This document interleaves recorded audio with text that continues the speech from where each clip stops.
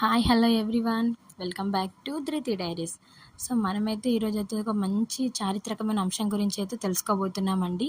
అదేంటంటే మొన్నటి వరకు మనమైతే మన వినాయక చవితి సందర్భంగా 9 రోజులు చాలా ఘనంగా నిర్వహించుకొని ఆ వినాయకుడిని గంగాదేవి ఒడిలోకి అయితే చేర్చాం కదండి విజయవంతంగా. సో ఇక తర్వాత వెంటనే మన హిందువులకి చాలా ఆరాధ్య దైవమైన దుర్గాదేవి నవరాత్రులు అయితే వచ్చేస్తున్నాయండి. సో అందరైతే ఆ నవరాత్రులు చాలా బాగా అలంకరించుకొని దేవతను ఒక్కొక్క రోజు ఒక్కొక్క రంగులో ఒక్కొక్క చీర ధరించి అలంకరణ చేసి ఒక్కో రోజు ఒక్కొక్క నైవేద్యంతోనే దేవతని కొలుస్తారన్నమాట. అసలు ఈ పండగ ఎలా వచ్చింది, అసలు ఆ మహిషాసుర మర్దిని అనే పేరు ఆ దుర్గాదేవికి ఎలా వచ్చింది, అసలు మనకి పూర్వం ఏం జరిగి ఉంటుంది, మనము దసరా పండుగని ఎందుకు జరుపుకుంటాము, ప్రతి పండగకి ఒకటి ఉంటుందండి చారిత్రకమైన అంశము. దాని పూర్వాంశము పుట్టు పూర్వతరాలని మనమైతే ఈరోజు తెలుసుకుందామండి.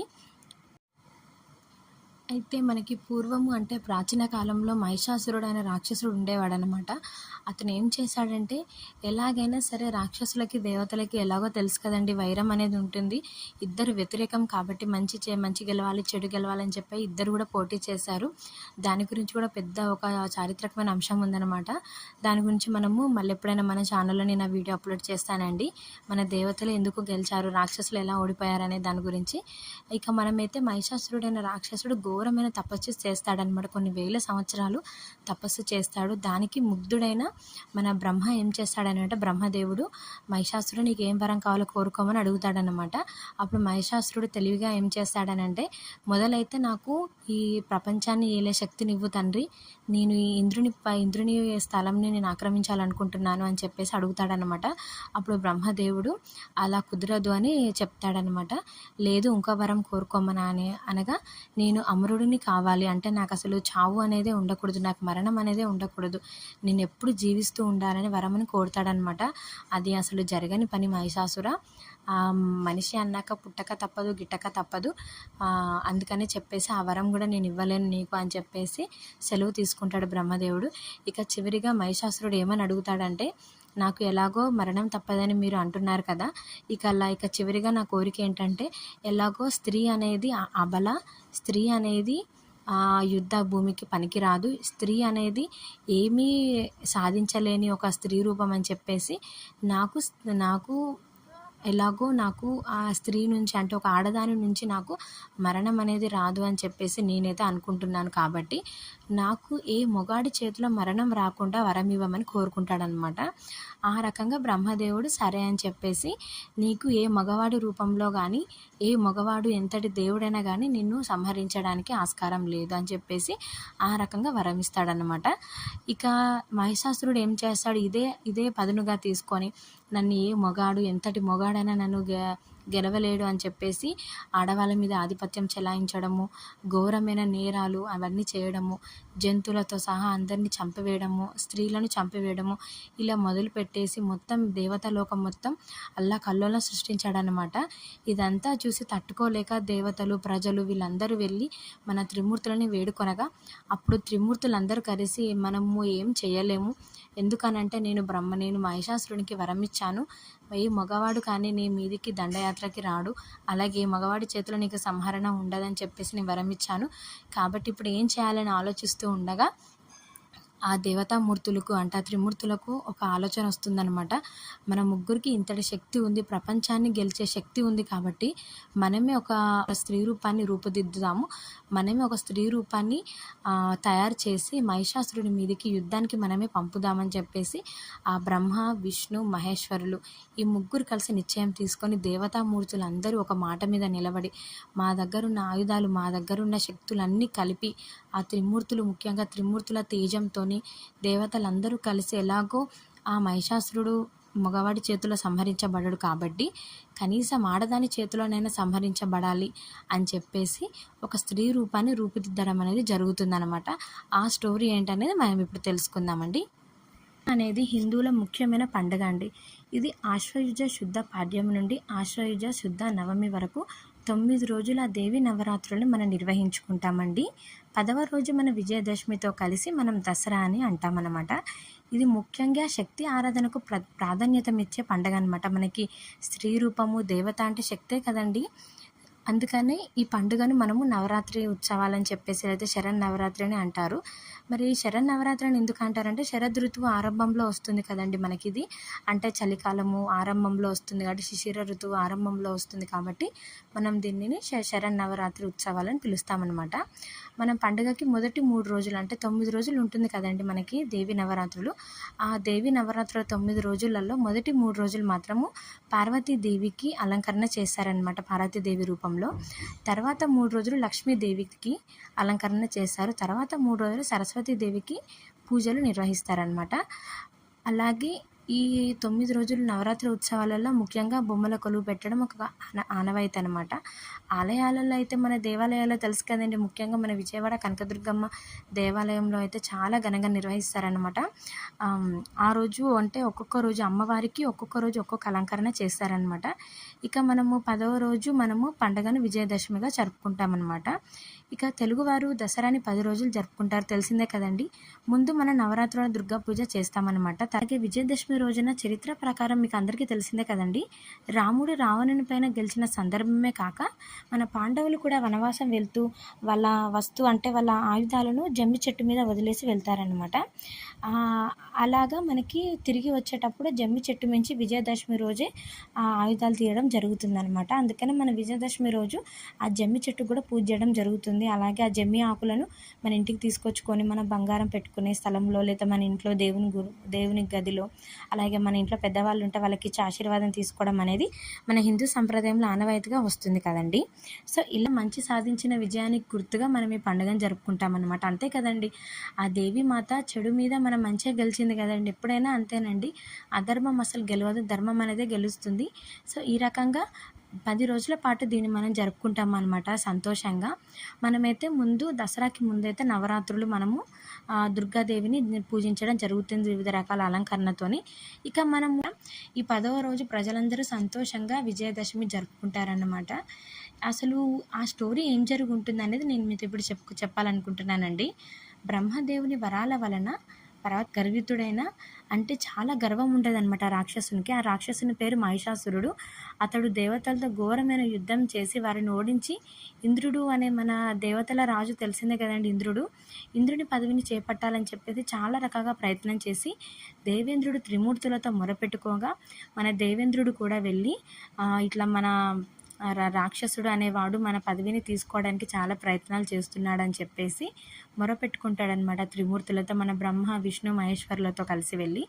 ఆ విధంగా మహిషాసురుడు మహిషునిపై ఆ రాక్షసునిపై వారిలో కలిగిన కోపానికి, అంటే ఇంతమంది జనాలని సర్వకోటి జనాలని జనకోటిని హింసిస్తున్న ఆ రాక్షసుని పైన కలిగిన కోపం నుండి ఆ ముగ్గురు త్రిమూర్తుల నుంచి పుట్టిన తేజంగా మారిన ఆ కేంద్రీకృతమైన ఒక స్త్రీ రూపమే మన దుర్గాదేవి అన్నమాట. ఆ స్త్రీ రూపము ఆ ముగ్గురు త్రిమూర్తుల నుంచి వచ్చిన ఒక తేజం అనేది ఒక స్త్రీ రూపంగా మనకి రూపుదిద్దుకుందనమాట. అది ఎలాగంటే శివుని తేజము ముఖముగా, అంటే శివునిలో ఉండే తేజము ముఖముగా దిద్దుకుందనమాట, రూపుదిద్దుకుంది. అలాగే విష్ణువు తేజము బాహువులుగా, అంటే మన భుజాలుగా రూపుదిద్దుకుందనమాట. అలాగే బ్రహ్మ తేజము పాదములుగా కలిగి మంగళమూర్తిగా అవతరించిన ఆమె, అంటే ఒక స్త్రీ రూపము 18 బాహువులను కలిగి ఉందన్నమాట. అంటే 18 చేతులను కలిగి ఉండి ఆమెకు శివుడు శూలముగా మారాడనమాట. అంటే శక్తినివ్వడానికి, అంతటి రాక్షసుని చంపడానికి విష్ణువు చక్రంగా మారాడనమాట. ఇక ఇంద్రుడు వజ్రాయుధంగా, ఒక్కొక్క దేవుడు ఒక్కొక్క ఆయుధంగా మారిపోయి ఆ దేవతకి రాక్షసుని మీద యుద్ధం చేయడానికి సహకారం చేశారనమాట. ఇక వరుణ దేవుడు పాశంగా, బ్రహ్మదేవుడు అక్షమాలగా, కమండలము హిమవంతుడిగా, సింహము వాహనంగా ఇచ్చారనమాట. వెళ్ళి మహిషాసురుని చంపేసి వధ చేసేసి నువ్వు విజయాన్ని సాధించు తల్లి అని చెప్పేసి త్రిమూర్తులందరూ కలిసి ఒక స్త్రీ రూపాన్ని రూపుదిద్దారనమాట. ఇలా సకల దేవతల ఆయుధాలను సమకూర్చుకొని మహిషాసురుని సైన్యంతో తలపడి భీకరమైన యుద్ధం చేస్తుందన్నమాట. మహిషాసురుని తరపున యుద్ధానికి వచ్చిన చాలా మందిని తన సంహరించిందనమాట మన దుర్గాదేవి. ఆ రకంగా ఆ యుద్ధంలో ఆ దేవి 9 రోజులు పోరాడి పోరాడి ఆ మహిషాసురుడు ఎన్ని అవతారాల్లో వచ్చినా అంతే, మృగం అవతారంలో, అలాగే జంతువుల అవతారంలో, మానవ రూపంలో, తర్వాత రాక్షస రూపంలో, ఏ రూపంలో వచ్చినా కానివ్వండి, ఆ దుర్గాదేవి ఆ స్త్రీ రూపం, ఆ మహాశక్తి అనేది మనకి ఏ మాత్రం తగ్గకుండా జనాల కోసము, సకల కోటి జనాల కోసము, అందరి క్షేమం కోసం ఆ స్త్రీదేవి ఏం చేసిందనంటే, స్త్రీ రూపము ఆ మహిషాసురుని 9 రోజులు కష్టపడి చాలా భీకరమైన యుద్ధంలో ఆ మహిషాసురుని మానవ రూపంతో కూడా చివరిగా పోటీ చేశాడనమాట మన దేవి మాతతోని. తిరిగి మహిషాసుర రూపంలో దేవి చేతిలో హతమయ్యాడనమాట. మీకు అర్థమైపోయే ఉంటుంది కదండి. మన దేవి మాత, మన కనకదుర్గా మాత ఫోటో చూస్తే మీకు అర్థమైపోయి ఉంటుంది కదండి. ఆ దేవి మాత మెడలో అన్ని కమండలాలు వేసుకుంటుంది. అంటే మన దాన్ని అంటారు కదండి, మన కపాలం అని చెప్పేసి, అంటే మన మెదడు, మన తలకాయలను, ఆ తలకాయలన్నీ ఎక్కడి నుంచి వచ్చాయండి మీకు తెలుసా అండి? ఇలా మహిషాసురుని తరపున వచ్చిన చాలామంది రాక్షసులని ఆ దేవి మాత చంపేసి తలలన్నీ మెడలో వేసుకుందనమాట. అంత కోపంతో రగిలిపోయిందనమాట మహిషాసురుని చంపడానికి. అంత కోపంతో చివరిగా మహిషాసురుడు మానవ రూపంలో వచ్చి దేవి మాతని చంపివేయడానికి ప్రయత్నించినప్పుడు ఆ దేవి మాత కోపం మీద తన త్రిశూలంతోని ఆ మహిషాసురుని హతం చేస్తుందన్నమాట. ఈ విధంగా అప్పటి నుంచి మహిషుని సంహరించిన దినంగా మనము మహిషాసుర మర్దిని అనే పేరు రావడం జరిగిందనమాట దుర్గాదేవికి. అందుకని ఈ 9 రోజుల దేవి మాత ఆ భీకరమైన యుద్ధంలో ప్రయత్నం చేసి ఆ మహిషాసురుడు అనే అంత పెద్ద రాక్షసుని చంపివేసిన కారణంగా మనం ఆ 9 రోజులు సంబరంగా అందరూ కుల మత భేదం లేకుండా అందరం మనము ఈ దసరా పండుగ అనేది చాలా సంతోషంగా జరుపుకుంటామండి. ఈ 9 రోజులు కూడా ఆ దేవి మాత ఆ మహిషాసుర మర్దిని ఒక్కొక్క రోజు ఒక్కొక్క అలంకారంలో, ఒక్కొక్క రూపంలో వెళ్ళి ఆ మహిషాసురుని చంపివేస్తుందనమాట. ఆ కారణంగా మనము దేవాలయాల్లో కానివ్వండి, మన ఇంట్లో కానివ్వండి, ఇలా మనం ఒక్కొక్క రోజు ఒక్కొక్క అవతారంలో దేవతని అలంకరించి పూజిస్తామన్నమాట. ఆ దేవి మాతకు సంబంధించిన మంత్రాలు, స్తోత్రాలు, నైవేద్యాలు సమర్పించి మన ఇంతమంది జనకోటిని కాపాడిన సందర్భంగా ఈ రకంగా మనం ఇప్పుడు ఇంత సంతోషంగా ఉంటున్నామంటే కారణం ఆ దేవి మాత రాక్షసుని సంహరించినందువల్లనే. అందుకని ఒక్కొక్క రోజు ఒక్కొక్క అలంకారంలో మన దేవి మాతని కొలవడం జరుగుతుందనమాట. ఇక మనం 9 రోజులు దేవి మాతను కొలిచిన తర్వాత 10వ రోజు ఆ దశమి రోజు దేవి మాత ఆ మహిషాసుర మర్దిని మహిషుడు అనే రాక్షసుని సంహరించిన కారణంగా మనం ఆ రోజు చెడు మీద మంచి విజయం సాధించిన సందర్భంగా మనము 10వ రోజున విజయదశమి, అంటే దశమి రోజు విజయం సాధించిన కారణంగా మనము విజయదశమి జరుపుకోవడం జరుగుతుందన్నమాట. ఈ రకంగా మహిషాసుర మర్దిని ఆ దేవి మాత, దుర్గామాత, ఇలా ఈ కనకదుర్గ ఈ విధంగా రూపాలు మార్చుకుంటూ, అలంకారాలు మార్చుకుంటూ ఆ మహిషాసురుడైన రాక్షసుని చంపివేసిందనమాట, హతం చేసేసింది. ఈ రకంగా మనకి దేవీమాత మన సకల జనకోటిని కాపాడింది కాబట్టి ఆ దేవీమాత సందర్భంగా మనం ఇలా దసరా పండుగను జరుపుకుంటామన్నమాట. ఈ వీడియో చూసిన ప్రతి ఒక్క ఆడవాళ్ళు అయితే నేను ఒకటే తెలుసుకోవాలని కోరుకుంటున్నానండి. స్త్రీ అనేది ఒక అబల మాత్రమే కాదండి. ప్రస్తుతం ఉన్న కాలంలో ఇంటికి మాత్రమే పరిమితం కాదు, ఏదైనా సాధించవచ్చు అన్నమాట. ఇప్పుడున్న సొసైటీలో అయితే ఆడదైతే ఖచ్చితంగా ఎదురు తిరగాలి ప్రతి ఒక్క వాటికి, కానీ అవసరమైన వాటికి ఎదురు తిరగాలి. అది కూడా పద్ధతిగా, సంస్కారంగా ఉండాలన్నమాట. మనము ఎదురు తిరిగే విధానం కూడా వేరే వాళ్ళకి చెడుగా అనిపించకూడదు అనమాట. మంచి కోసం మనము ఎదురు తిరగాలన్నమాట. ఈ కథ ద్వారా అయితే కొంతమందికైనా అర్థమవుతుందని నేనైతే అనుకుంటున్నానండి.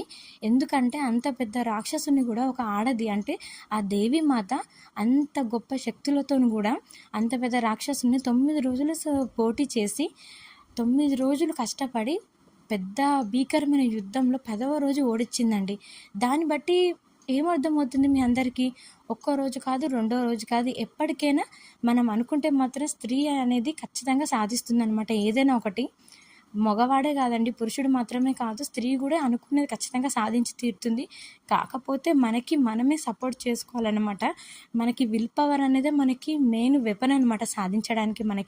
మనకి వేరే వాళ్ళు వచ్చి ఫోర్స్ చేయడం కానివ్వండి, ప్రోద్బలం ఇవ్వడం కానివ్వండి, అవన్నీ పక్కన పెడితే మనం సెల్ఫ్ రెస్పెక్ట్గా, సెల్ఫ్ కాన్ఫిడెంట్ అనేది మనకి చాలా ఇంపార్టెంట్ అనమాట. ఆ దేవి మాత కూడా, ఆ మహిషాసుర మర్దిని కూడా ఆ విధంగా సకల దేవతల ఆయుధాలను ధరించి తనకున్న సెల్ఫ్ కాన్ఫిడెంట్తో నేను సాధించగలను, ఇంతమంది నా మీద నమ్మకం పెట్టుకున్నారు, నేను సాధించి ఇంత పెద్ద భీకర యుద్ధంలో కూడా అంత పెద్ద రాక్షసుని కూడా నేను సంహరించి విజయాన్ని సాధిస్తాను నా ప్రజల కోసం, నా భక్తుల కోసం అని చెప్పేసి ఆ దేవి మాత పోటీ చేసిందనమాట. ఈ ఈ కథ ద్వారా అంటే నేను చెప్పిన ఈ ప్రాచీన కథ ద్వారానైతే కొంతమందైనా నేను చెప్పిన విషయాన్ని అయితే గ్రహిస్తారని నేనైతే అనుకుంటున్నానండి. సో ఈ వీడియో కనుక మీకు నచ్చినట్టయితే ఖచ్చితంగా లైక్ చేయండి, షేర్ చేయండి, అలాగే సబ్స్క్రైబ్ చేయండి. మీకు నచ్చిన వాళ్ళకి కూడా అలాగే మీ కాంటాక్ట్స్ అందరికి కూడా షేర్ చేయండి. ఈ వీడియో కూడా ఎంతో కొంతమంది అయితే తెలుసుకుంటారు కదండి మన వీడియో ద్వారానైతే ఒక మంచి సమాచారాన్ని. సో మీరైతే అందరికీ షేర్ చేస్తారని నేనైతే అనుకుంటున్నానండి. ఈ ఈ వీడియో ఈ స్టోరీ అయితే అందరికీ నచ్చింది అనుకుంటున్నానండి. దాదాపు చాలామందికి తెలిసే ఉంటుంది, కాకపోతే కొంతమందికి తెలియకపోవచ్చు. అందుకనే నేను ఈ స్టోరీ చెప్పడం జరిగింది మీ అందరికీ. మనం పండగ చేసుకుంటామండి, కానీ పండగ వెనుక దాగి ఉన్న రహస్యం, అలాగే చారిత్రక అంశాలు, ఆధ్యాత్మిక భావన ఇవన్నీ మనం తెలుసుకొని ఉండాలి కదండి. మనం ఏదో ఊరికనే పూజ చేస్తే సరిపోదు కదండి. ఆ దేవి మాత నుంచి మనం ఎంతో కొంత తెలుసుకోవాలి కదండి. ఆడపిల్ల ఫస్ట్ మహిషాసురుడు ఏమనుకున్నాడంటే ఆడపిల్ల ఒక స్త్రీ అంటే అబల, తను ఇంటికి మాత్రమే పరిమితం, తను ఈ యుద్ధాలు ఇవన్నీ చేసి నన్ను ఓడించలేదు అని చెప్పేసి భీకరమైన మాటలు, భీకరమైన పలుకులు పలికాడనమాట మహిషాసురుడు. కానీ ఆ స్త్రీ రూపం ఏం చేసింది, ఇంతమంది సకల దేవతల ఆయుధాలను ధరించి అంత మంచి తేజో రూపంలో మనకి స్త్రీ రూపంలో వెళ్ళి మహిషాసురుడిని చంపేసిందనమాట. ఈ రకం మహిషాసుర మర్దినిగా పేరు తెచ్చుకుందనమాట మన దుర్గాదేవి. ఈ రకంగా మనమైతే దసరా పండుగను జరుపుకుంటున్నామండి. ఈ వీడియో అయితే అందరికీ నచ్చింది అనుకుంటున్నానండి. తెలియని వాళ్ళకైతే ఈ నా వీడియో ద్వారా తెలిసే ఉంటుందని నేనైతే అనుకుంటున్నాను, దసరా పండుగ మనం ఎందుకు జరుపుకుంటామనేది. సో నేనైతే నెక్స్ట్ వీడియోలోనైతే మనకి దసరా రోజు అంటే మన 9 నవరాత్రులలో ఒక్కొక్క రోజు ఒక్కొక్క అలంకరణం, అలాగే ఒక్కొక్క నైవేద్యం, ఒక్కొక్క స్తోత్రములు మన దేవీమాత గురించి అయితే నెక్స్ట్ వీడియోలో తెలుసుకుందామండి. ఈ వీడియో అయితే అందరికీ నచ్చింది అనుకుంటున్నానండి. అలాగే దేవి నవరాత్రుల ఉత్సవాల గురించి నేనైతే నెక్స్ట్ వీడియోలో అప్లోడ్ చేస్తానండి. అంతవరకు మన ఛానల్ ఏం చేయాలో తెలుసు కదండి. Keep watching Dhruti diaries.